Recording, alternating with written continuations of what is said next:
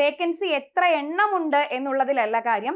നമുക്ക് ജോലി കിട്ടാൻ ഒരേ ഒരു വേക്കൻസി മതി അല്ലെ. ആ ഒരു വേക്കൻസിക്ക് വേണ്ടിയിട്ടായിരിക്കണം നമ്മൾ പഠിക്കേണ്ടതും പരിശ്രമിക്കേണ്ടതും. ഹായ്, എല്ലാവർക്കും നമസ്കാരം. എൻട്രിയുടെ പുതിയൊരു യൂട്യൂബ് സെഷനിലേക്ക് എല്ലാവർക്കും സ്വാഗതം. കഴിഞ്ഞ 15-ാം തീയതി അഥവാ സെപ്റ്റംബർ 15-ാം തീയതി PSCയുടെ കുറച്ച് പ്രധാനപ്പെട്ട നോട്ടിഫിക്കേഷനുകൾ വന്നിട്ടുണ്ടായിരുന്നു. അപ്പോൾ ടെക്നിക്കലും നോൺ ടെക്നിക്കലും ഒക്കെ ആയിട്ട് ഏകദേശം 19ഓളം തസ്തികകളിലേക്കുള്ള വിജ്ഞാപനമായിരുന്നു 15-ാം തീയതി PSC നമുക്ക് തന്നിട്ടുള്ളത്. അപ്പോൾ അതിൽ ഏറ്റവും പ്രധാനപ്പെട്ട ഒരു ശരാശരി ആസ്പിറന്റിന് എഴുതാൻ പറ്റുന്ന ഒരു ഭൂരിഭാഗം പേർക്ക് അപ്പിയർ ചെയ്യാൻ പറ്റുന്ന ഒരു എക്സാമിന്റെ അല്ലെങ്കിൽ ഒരു പോസ്റ്റിന്റെ കുറച്ച് വിവരങ്ങളുമായിട്ടാണ് നമ്മൾ വന്നിട്ടുള്ളത്. അപ്പോൾ തംബ്നെയിലിൽ നിങ്ങൾ കണ്ടിട്ടുണ്ടാകും അസിസ്റ്റന്റ് പ്രിസൺ ഓഫീസർ ഫീമെയിൽ എന്ന് പറയുന്നത് വനിതാ അസിസ്റ്റന്റ് പ്രിസൺ ഓഫീസർ തസ്തികയിലേക്ക് PSC ഏറ്റവും പുതിയ നോട്ടിഫിക്കേഷൻ പുറപ്പെടുവിച്ചിട്ടുണ്ട്. അപ്പോൾ ഇതിന്റെ കുറച്ച് വിവരങ്ങളാണ്, എന്താണ് അതിന്റെ ക്രൈറ്റീരിയ, എലിജിബിലിറ്റി തുടങ്ങിയിട്ടുള്ള കാര്യങ്ങളെ കുറിച്ചൊക്കെയാണ് നമ്മൾ ഈ ഒരു സെഷനിൽ ഡിസ്കസ് ചെയ്യാൻ വേണ്ടി പോകുന്നത്.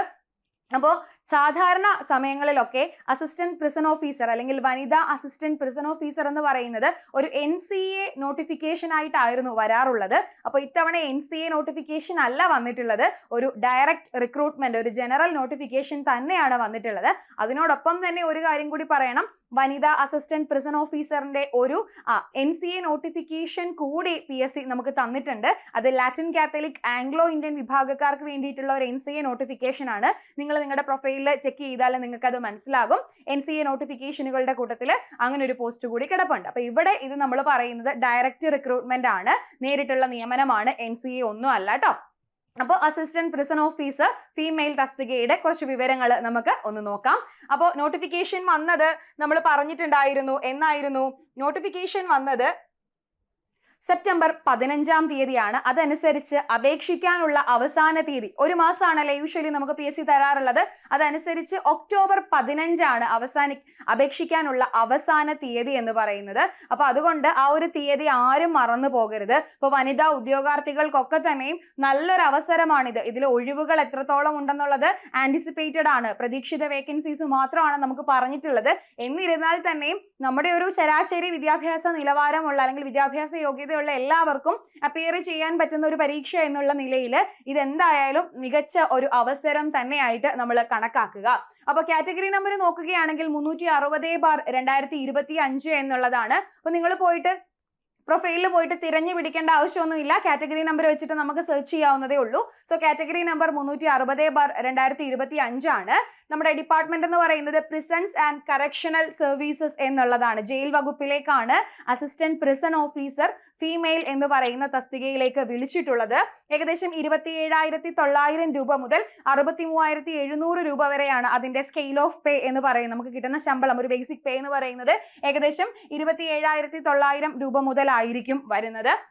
ഇനി നമ്പർ ഓഫ് വേക്കൻസീസ് നമ്മൾ ഓൾറെഡി പറഞ്ഞു, ആന്റിസിപ്പേറ്റഡ് ആണ്, പ്രതീക്ഷിത വേക്കൻസീസ് മാത്രമാണ്, ഒഴിവുകൾ മാത്രമാണ് റിപ്പോർട്ട് ചെയ്യുന്നത്. ഇപ്പോൾ PSC കഴിഞ്ഞ കുറേ ആയിട്ട് നമ്മൾ കാണുന്നതാണ് പ്രതീക്ഷിത വേക്കൻസികൾ എന്നുള്ള രീതിയിലാണ് നോട്ടിഫിക്കേഷനുകളിലൊക്കെ പറയുന്നത്. എന്നിരുന്നാൽ തന്നെ നമ്മുടെ പ്രതീക്ഷയ്ക്ക് വകയുണ്ട്. നമ്മൾ എപ്പോഴും പറയുന്നതാണ്, വേക്കൻസി എത്ര എണ്ണമുണ്ട് എന്നുള്ളതിലല്ല കാര്യം, നമുക്ക് ജോലി കിട്ടാൻ ഒരേ ഒരു വേക്കൻസി മതി അല്ലെ. നമ്മൾ ജോലിയിലേക്ക് കടക്കാൻ ഒറ്റ വേക്കൻസി മതി. ആ ഒരു വേക്കൻസിക്ക് വേണ്ടിയിട്ടായിരിക്കണം നമ്മൾ പഠിക്കേണ്ടതും പരിശ്രമിക്കേണ്ടതും. ഓക്കെ, അപ്പോൾ പ്രതീക്ഷിത വേക്കൻസീസ് ആണ് നമ്മളോട് പറഞ്ഞിട്ടുള്ളത്. അപ്പൊ ഏജ് ലിമിറ്റ് എന്ന് പറയുന്നത് ഫോഴ്സ് പരീക്ഷകൾക്കും സാധാരണ PSC പരീക്ഷകൾക്കൊക്കെ പറയുന്നത് പോലെ തന്നെ 18-നും 36-നും ഇടയിൽ പ്രായമുള്ളവർക്കാണ്. കൃത്യമായിട്ട് പറഞ്ഞു കഴിഞ്ഞാൽ നിങ്ങൾ 2/1/1989-നും 1/1/2007-നും ഇടയിൽ ജനിച്ചവരാണ് എന്നുണ്ടെങ്കിൽ നിങ്ങൾക്ക് വനിതാ അസിസ്റ്റന്റ് പ്രിസൺ ഓഫീസർ എന്ന് പറയുന്ന ഈ ഒരു പോസ്റ്റിലേക്ക് അപേക്ഷിക്കാനായിട്ട് പറ്റുന്നതാണ്. അപ്പൊ 18-നും 36-നും ഇടയിൽ പ്രായമുള്ളവർക്കാണ് അപേക്ഷിക്കാൻ പറ്റുന്നത്. പിന്നെ ഉയർന്ന പ്രായപരിധിയിൽ ഇളവുകളൊക്കെ ഉണ്ട്. അതായത് OBCക്ക് 3 വർഷവും SC/ST കാൻഡിഡേറ്റ്സ് ആണെങ്കിൽ 5 വർഷവും ഉയർന്ന പ്രായപരിധിയിൽ ഇളവുകളൊക്കെ സാധാരണ ഉള്ളതുപോലെ തന്നെ ഇവിടെയും ഉണ്ട് എന്ന് നിങ്ങൾ മനസ്സിലാക്കുക. അതായത് നിങ്ങളൊരു OBC കാൻഡിഡേറ്റ് ആണെങ്കിൽ നിങ്ങൾക്ക് 18-നും 39-നും ഇടയിൽ ആണ് പ്രായം എന്നുണ്ടെങ്കിൽ നിങ്ങൾക്ക് എഴുതാം. OBCക്ക് 3 വർഷത്തെ ഇളവുണ്ട് അല്ലെ, SC/STക്ക് 5 വർഷത്തെ ഇളവാണ് പറഞ്ഞിട്ടുള്ളത്. അപ്പൊ അങ്ങനെയുള്ള കാര്യങ്ങൾ നോർമലി ഉള്ളതുപോലെ തന്നെ നിങ്ങൾക്ക് അറിയാവുന്ന കാര്യമാണ്. ഓക്കെ, അപ്പൊ ഇനി അടുത്തത് ഇതിന്റെ ക്വാളിഫിക്കേഷൻ അല്ലെ. അപ്പൊ നിങ്ങൾ വിചാരിക്കുന്നത് എന്താണ് ക്വാളിഫിക്കേഷൻ എന്നുള്ളത്? അപ്പൊ ക്വാളിഫിക്കേഷൻ എന്ന് പറയുന്നത് SSLC ആണ് കേട്ടോ. 10ാം ക്ലാസ് ആണ് അതിന്റെ ക്വാളിഫിക്കേഷൻ അല്ലെങ്കിൽ തത്തുല്യ യോഗ്യത. SSLC അല്ലെങ്കിൽ അതിന്റെ തത്തുല്യ യോഗ്യതയാണ് അസിസ്റ്റന്റ് പ്രിസൺ ഓഫീസർ ഫീമെയിൽ എന്നുള്ള പോസ്റ്റിലേക്ക് PSC നിഷ്കർഷിച്ചിട്ടുള്ളത്. അപ്പൊ പിന്നെ നമുക്കറിയാം ഒരു ഫോഴ്സ് പരീക്ഷ ആയതുകൊണ്ട് തന്നെ തീർച്ചയായിട്ടും അതിന് കുറച്ച് ഫിസിക്കൽ സ്റ്റാൻഡേർഡ്സ് ഉണ്ട് അല്ലേ. നമ്മുടെ ശാരീരിക ക്ഷമത എന്ന് പറയുന്നത് ഒരു ഘടകം തന്നെയാണ്. സോ ഇവിടെ ഹൈറ്റിനെ കുറിച്ചാണ് പറഞ്ഞിട്ടുള്ളത്. ഹൈറ്റും അതുപോലെ തന്നെ നമ്മുടെ വിഷനെ പറ്റിയിട്ടും കാഴ്ചശക്തിയെ പറ്റിയും മാത്രമേ നമ്മുടെ നോട്ടിഫിക്കേഷനിൽ പറഞ്ഞിട്ടുള്ളൂ. ഹൈറ്റ് എന്ന് പറയുന്നത് 150 സെന്റിമീറ്ററാണ് പറഞ്ഞിട്ടുള്ളത്. അപ്പൊ സാധാരണ ഫോഴ്സ് പരീക്ഷകൾക്കൊക്കെ അപ്ലൈ ചെയ്യുന്ന സമയത്ത് എനിക്ക് ഉയരമില്ല, അല്ലെങ്കിൽ എനിക്ക് അതുകൊണ്ട് അപ്ലൈ ചെയ്യാൻ പറ്റത്തില്ല, 153, 155, 157 ഒക്കെ അല്ലേ പറയുന്നേ, അതുകൊണ്ട് എനിക്ക് അപേക്ഷിക്കാനായിട്ട് പറ്റില്ലല്ലോ എന്ന് കരുതുന്ന ഒരുപാട് ഉദ്യോഗാർത്ഥികൾ നിങ്ങൾക്കിടയിൽ ഉണ്ടാവും. അപ്പൊ അവർക്കൊക്കെ പറ്റിയൊരു അവസരമാണ്. കാര്യം 150 സെന്റിമീറ്റർ ഉയരമേ വനിതാ അസിസ്റ്റന്റ് പ്രിസൺ ഓഫീസർ തസ്തികയിലേക്ക് PSC പറയുന്നുള്ളൂ. അപ്പൊ അതൊരു നല്ല അവസരമാണ്. കുറെ അധികം പേർക്ക് ഈ ഒരു പോസ്റ്റിലേക്ക് അപേക്ഷിക്കാനായിട്ട് സാധിക്കും. ഇനി ഐസൈറ്റിനെ പറ്റി, നമ്മുടെ വിഷനെ പറ്റി പറയുന്നുണ്ട്. ഡിസ്റ്റന്റ് വിഷനും നിയർ വിഷനും പറയുന്നുണ്ട്. 6 out of 6 സ്നെല്ലനാണ് നമ്മുടെ ഡിസ്റ്റന്റ് വിഷൻ പറയുന്നത്. നിയർ വിഷൻ ആണെന്നുണ്ടെങ്കിൽ 0.5 out of 0.5 സ്നെല്ലനാണ് പറയുന്നത്. അപ്പൊ അതൊക്കെ നമ്മൾ യൂഷ്വൽ, നമുക്ക് നല്ല കാഴ്ചശക്തി ഉണ്ടാവണം എന്നുള്ളതാണ്. അതായത് നമുക്ക് കണ്ണടകളൊന്നും ഉണ്ടാവാൻ പാടില്ല, കാഴ്ചയ്ക്ക് മറ്റു പ്രശ്നങ്ങളൊന്നും തകരാറുകളൊന്നും ഉണ്ടാവാൻ പാടില്ല, ശാരീരിക ക്ഷമത നന്നായിട്ട് തന്നെ ഉണ്ടാവണം. അതായത് നമുക്ക് വൈകല്യങ്ങൾ അല്ലെങ്കിൽ ഏതെങ്കിലും മറ്റുള്ള ബുദ്ധിമുട്ടുകൾ, ശാരീരികമായിട്ടുള്ള ബുദ്ധിമുട്ടുകളൊന്നും തന്നെ ഉണ്ടാവാൻ പാടില്ല. മറ്റുള്ള ഫോഴ്സ് പരീക്ഷ ഒക്കെ പോലെ തന്നെയാണ്. ഇനി അപേക്ഷിക്കാനുള്ള അവസാന തീയതി നമ്മൾ പറഞ്ഞു 15/10/2025. ഓർത്ത് വെച്ചോണം, ഒക്ടോബർ 15 കേട്ടോ. October 15 assistant prison officer female എന്നുള്ള പോസ്റ്റിലേക്ക് അപേക്ഷിക്കാനുള്ള ലാസ്റ്റ് ഡേറ്റ് മറന്നു പോവുകയേ ചെയ്യരുത്. ഓക്കെ, അപ്പോൾ ഈ ഒരു പോസ്റ്റിലേക്ക് എന്ന് പറയുമ്പോൾ നമ്മൾ പറഞ്ഞു ഒരു ഒരു ഫോഴ്സ് പരീക്ഷയാണ്. അതുകൊണ്ട് തന്നെ എക്സാമിന് ശേഷം എന്തുണ്ടായിരിക്കും, ഒരു ഫിസിക്കൽ ടെസ്റ്റ് ഉണ്ടായിരിക്കും അല്ലെ. നമുക്കൊരു കായികക്ഷമതാ പരീക്ഷ എന്തായാലും ഉണ്ടാകും. അപ്പോൾ ഇവിടെ ഒരു കാര്യം കൂടി നിങ്ങൾ ശ്രദ്ധിക്കേണ്ടതായിട്ടുണ്ട്. ഈ ഹൈറ്റ് 150 സെന്റിമീറ്റർ ആണെന്ന് പറഞ്ഞു. അതിൽ യാതൊരു ഇളവുകളും ഇല്ല. നമ്മൾ പ്രായത്തിൽ കാറ്റഗറി ബേസ്ഡ് ആയിട്ടുള്ള ഇളവുകൾ പറയുന്നുണ്ടല്ലോ, SC STക്ക് ഇത്ര, OBCക്ക് ഇത്ര എന്നൊക്കെ പറയുന്നുണ്ടല്ലോ. ആ ഒരു ഇളവ് ഈ ഉയരത്തിന്റെ കാര്യത്തിലില്ല. അത് ഏത് കാറ്റഗറി ആണെങ്കിലും എന്ത് തന്നെയാണ്, ഏത് റിസർവേഷൻ കാറ്റഗറി ആണെങ്കിലും ജനറൽ കാറ്റഗറി ആണെങ്കിലും എല്ലാവർക്കും ഈ 150 സെന്റിമീറ്റർ ഉയരം എന്നുള്ളത് അത് ഒരു സ്റ്റാൻഡേർഡ് ആയിട്ടുള്ള സംഭവം തന്നെയാണ്. അതിൽ വ്യത്യാസങ്ങളൊന്നുമില്ല. അത് SC ST കാൻഡിഡേറ്റ് ആണെങ്കിലും നോർമൽ കാൻഡിഡേറ്റ്സ്, ജനറൽ കാൻഡിഡേറ്റ്സ് ആണെങ്കിലും ഹൈറ്റ് 150 സെന്റിമീറ്റർ തന്നെയാണ് പറയുന്നത് എന്നുകൂടി ആലോചിച്ചോളുക. അതുപോലെ തന്നെ വനിതകൾക്ക് വേണ്ടിയിട്ടുള്ള അവസരമാണ് എന്ന് ഒരിക്കൽ കൂടി ഓർമ്മിപ്പിക്കുകയാണ്. അതുപോലെ തന്നെ ഭിന്നശേഷിക്കാര് ഇതിലേക്ക് അപേക്ഷിക്കേണ്ടതില്ല എന്ന് പ്രത്യേകം എവിടെ പറഞ്ഞിട്ടുണ്ട്, നമ്മുടെ നോട്ടിഫിക്കേഷനിൽ പറഞ്ഞിട്ടുണ്ട് എന്നുള്ള കാര്യം കൂടി ഞാനൊന്ന് ഓർമ്മിപ്പിക്കുകയാണ്. അപ്പൊ നമ്മൾ പറഞ്ഞു പരീക്ഷയ്ക്ക് ശേഷം എന്തുണ്ട്, നമുക്കൊരു ഫിസിക്കൽ ടെസ്റ്റ് ഉണ്ട്. സാധാരണ ഫോഴ്സ് പരീക്ഷകൾക്ക് നടക്കാറുള്ളത് പോലെ തന്നെ 8 വിഭാഗങ്ങൾ ഉണ്ടായിരിക്കും. അതിൽ 5 എണ്ണം നിങ്ങൾ ക്ലിയർ ചെയ്യേണ്ടതായിട്ടുണ്ട്. അപ്പൊ അത് ഏതൊക്കെയാണെന്ന് കൂടി നോട്ടിഫിക്കേഷനിൽ നമ്മളോട് പറഞ്ഞിട്ടുണ്ട്.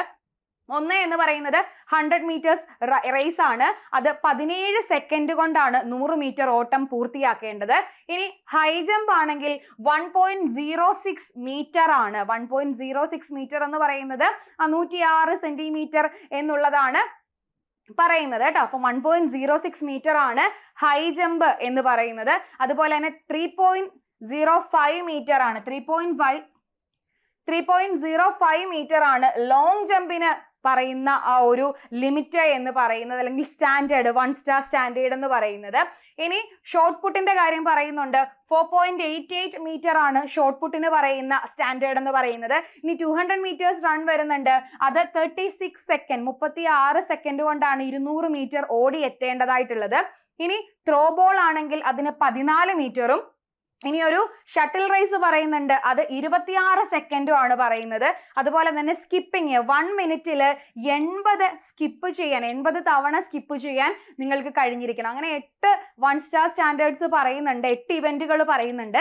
ഈ 8 ഇവന്റുകളിൽ ഏതെങ്കിലും 5 എണ്ണം കേട്ടോ, നമ്മൾ സാധാരണ ഫോഴ്സ് പരീക്ഷ എഴുതുന്ന പോലെ തന്നെ. ഇനി നിങ്ങളിൽ ആരെങ്കിലും ആദ്യമായിട്ടൊക്കെ എക്സാം എഴുതാൻ പോകുന്നവരുണ്ടെങ്കിൽ അവർക്ക് ഒരു ഉപകാരം ആയിക്കോട്ടെ, അല്ലെങ്കിൽ അവർക്ക് ഇത് മനസ്സിലാകാൻ വേണ്ടിയിട്ട് ഒന്നുകൂടി പറയാണ്. 8 ഇവന്റുകളാണ് പറയുന്നത്. അതിൽ 5 എണ്ണം, ഏതെങ്കിലും 5 എണ്ണം നിങ്ങൾ ക്ലിയർ ചെയ്തിരിക്കണം. എന്നാൽ മാത്രമേ ഫിസിക്കൽ ടെസ്റ്റ് പാസ്സാകാനായിട്ട് നമുക്ക് സാധിക്കത്തുള്ളൂ. ആദ്യം എഴുത്തു പരീക്ഷയും അതിനുശേഷം എഴുത്തു പരീക്ഷയിൽ നിന്ന് തിരഞ്ഞെടുക്കുന്നവരെ, കട്ട് ഓഫ് കടക്കുന്നവരെ നമ്മൾ എന്ത് ചെയ്യും? നമ്മുടെ ഈ കായികക്ഷമതാ പരീക്ഷയിലേക്ക് ഫിസിക്കൽ ടെസ്റ്റിന് വേണ്ടി വിളിക്കുകയും ഫിസിക്കൽ ടെസ്റ്റും പൂർത്തിയാക്കുന്നവരെ വെച്ചിട്ടാണ് ഫൈനൽ റാങ്ക് ലിസ്റ്റ് വരുന്നതും പിന്നീട് അതിൽ നിന്ന് നിയമന നടപടികളിലേക്ക് കടക്കുന്നതുമെന്ന് ആലോചിക്കുക. അപ്പൊ ഇത്രയുമാണ് 100 മീറ്റർ 200 മീറ്റർ ഓട്ടവും അതുപോലെ തന്നെ ഷട്ടിൽ റേസും ത്രോബോളും അതുപോലെ തന്നെ 1 മിനിറ്റിൽ 80 തവണയുള്ള സ്കിപ്പിങ്ങും ഷോട്ട് പുട്ടും ലോങ് ജമ്പും ഹൈ ജമ്പും ഒക്കെയാണ് ഈ പറയുന്ന 8 ഇവന്റുകൾ, കായികക്ഷമതാ പരീക്ഷയ്ക്കുള്ള 8 ഇവന്റുകൾ എന്ന് പറയുന്നത്. ഓക്കെ, അപ്പൊ ഇത്രയും കാര്യങ്ങളാണ് അസിസ്റ്റന്റ് പ്രിസൺ ഓഫീസർ ഫീമെയിൽ തസ്തികയുടെ നോട്ടിഫിക്കേഷനുമായിട്ട് 15-ാം തീയതി വന്ന ആ ഒരു നോട്ടിഫിക്കേഷനുമായിട്ട് ബന്ധപ്പെട്ട് നിങ്ങളോട് പറയാനായിട്ടുള്ളത്. ഇനി നിങ്ങളെല്ലാം നോക്കുന്നത് പരീക്ഷ എന്നത്തേക്കായിരിക്കും വരുന്നത്?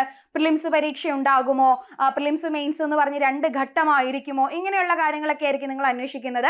ഇപ്പൊ സാധാരണയായിട്ട് ഫോഴ്സ് പരീക്ഷകളൊക്കെ നടത്തി വരുന്നത് ഒറ്റത്തവണ പരീക്ഷ എന്നുള്ള രീതിയിലാണ്. അതുകൊണ്ട് തന്നെ ഈ ഒരു എക്സാമും വനിതാ അസിസ്റ്റന്റ് പ്രിസൺ ഓഫീസർ എന്ന് പറയുന്ന ഈ പോസ്റ്റിലേക്കുള്ള പരീക്ഷയും എന്തായാലും ഒറ്റത്തവണ പരീക്ഷ ആകാനാണ് നിലവിലത്തെ ഒരു സാഹചര്യങ്ങൾ സൂചിപ്പിക്കുന്ന സാധ്യത എന്ന് പറയുന്നത്. സോ അങ്ങനെ തന്നെ വിചാരിച്ച് പഠിച്ചുകൊള്ളുക. എക്സാം എന്ന് പറയുന്നത് എക്സാമിന്റെ ഒരു നമ്മൾ നിലവിലുള്ള സിലബസ് വെച്ച് നോക്കുകയാണെങ്കിൽ 100 മാർക്കിന്റെ സാധാരണ നടത്തുന്നത് പോലെ തന്നെ 100 മാർക്കിന്റെ OMR പരീക്ഷയാണ് നടത്തുന്നത്.